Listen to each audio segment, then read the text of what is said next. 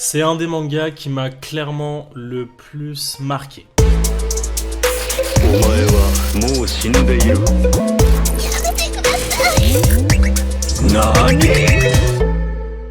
Yo tout le monde, c'est Mousse et aujourd'hui on va parler de GTO.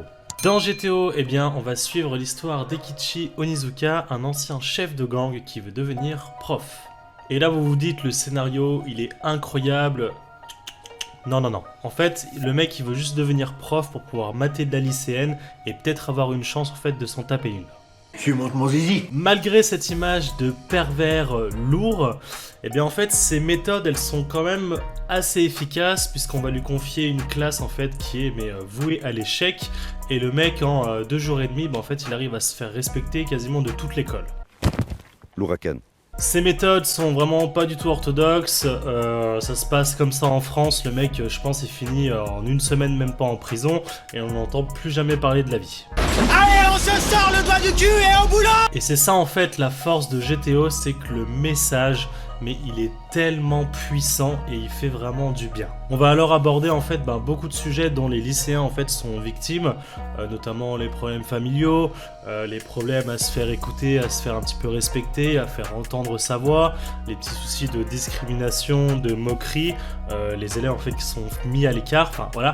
Il y a plein de messages comme ça et c'est vraiment incroyable la façon en fait dont ce prof, d'une façon ultra directe et qui n'existe nulle part ailleurs, arrive à faire en fait que le problème soit résolu le plus simplement possible. Ouais, c'est Monsieur Onizuka, génial, il va nous tirer de là. GTO, pour la petite anecdote, moi je l'ai découvert en animé à l'époque. Je crois que ça fait à peu près 12-13 ans que je l'ai regardé.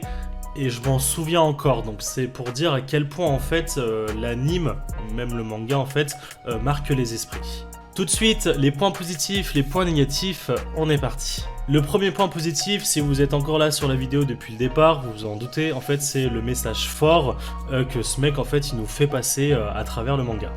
Deuxième point positif, si vous avez quand même un petit penchant pour l'humour, les expressions faciales, je ne pense pas que dans un autre manga, elles soient aussi bien dessinées et clairement, mais what the fuck, franchement. Les points négatifs, le premier, et je reprends à nouveau le côté humour, ça peut peut-être être un petit peu lourd et répétitif de temps en temps. Le deuxième point négatif, moi personnellement ça me dérange pas, mais je pense que le côté un petit peu vintage du dessin peut freiner certaines personnes. Donc vraiment passer outre, l'histoire en vaut mais vraiment le coup. Bref, GTO c'est vraiment une très bonne lecture, j'adore justement le relire, me rappeler les bons souvenirs que j'avais passés sur l'anime, et vraiment si vous ne le connaissez pas, je vous le conseille mais énormément. On se dit à très bientôt pour une prochaine vidéo et du coup une prochaine découverte manga. Ciao!